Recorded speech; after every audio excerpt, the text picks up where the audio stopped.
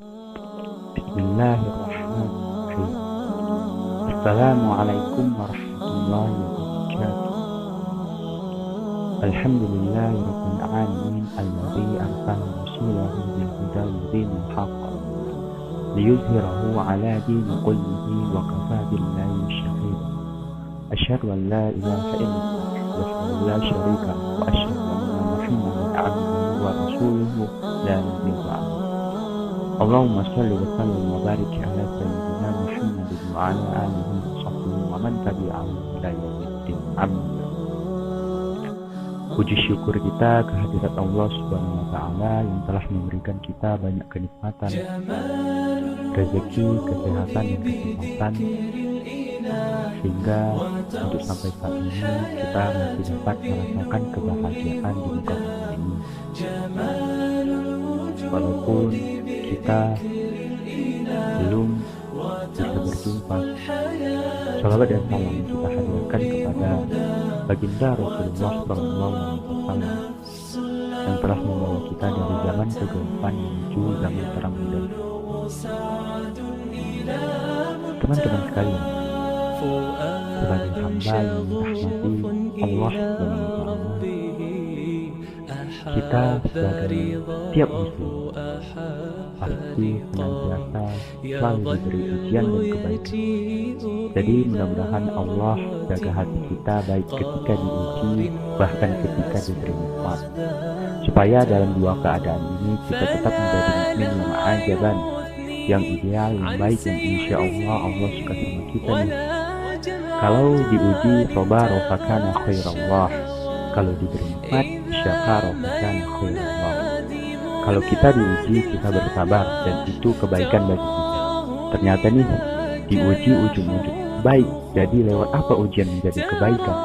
Lewat sabar.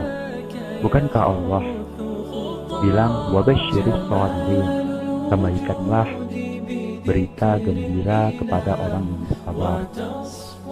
Ada banyak kebaikan yang Allah sediakan untuk orang yang sabar. Kalau kita sabar, dan kalau diberi nikmat syakar, kalau diberi nikmat kita bersyukur. Fakana khairallah. Kenapa nikmat kok menjadi kebaikan nih? Maksudnya dengan kita bersyukur Allah tambahkan kebaikan itu. La in syakartum la azidanakum. Jadi orang beriman ini kayaknya hidupnya harusnya nggak ada BT-nya. Hidupnya itu nggak ada istilah kok rugi banget sih. Gak ada orang yang beriman itu rugi. Kan hidup kita ini diantara dua, yaitu kenikmatan dan ujian. Cuman varian ujiannya itu macam-macam. Varian ujian itu misalnya dalam surah Al-Baqarah Allah menyebutkan 3 varian ujian kan, yaitu ba'asa, dharrah, zulzil. Ujian fisik, ujian harta. Harta ini termasuk karir, kerjaan, usaha bisnis. Dan ujian zulzil, ujian perasaan. Termasuk nih yang teman-teman kalau pernah merasakan diputusin, atau orang yang dekat sama kita jadian sama yang lain, atau mungkin di unfollow, ya gitu deh. Jadi 3 varian ini masuk kategori apa? Yaitu masuk kategori ujian. Tetap aja 2, kalau nggak ujian ya kenikmatan. In asobatu syarrah syakara wa in asobatu dharra sabara. Sekiranya dia diberi dengan sesuatu yang menggembirakan lalu bersyukur, maka kebaikan baginya. Ini sesuai dengan hadis riwayat Muslim dan Ibnu Sinan. Dan bahkan Allah juga berfirman, alladzina yunfiquna fis sarra'i wad dharra. Orang yang tetap beramal lewat hartanya dalam keadaan berkelebihan atau dalam kekurangan, itu mukmin keren banget gitu.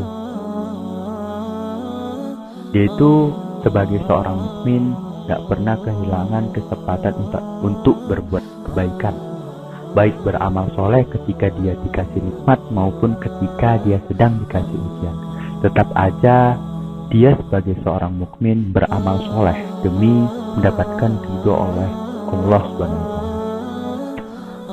Contoh dari ayat yang tadi, yunfiquna fis sarra, berinfak dalam keadaan sarra, ketika dia dalam keadaan senang, untung, ataupun yunfiquna fid dharra, tetap berinfak walaupun dalam keadaan susah, dalam keadaan bahaya.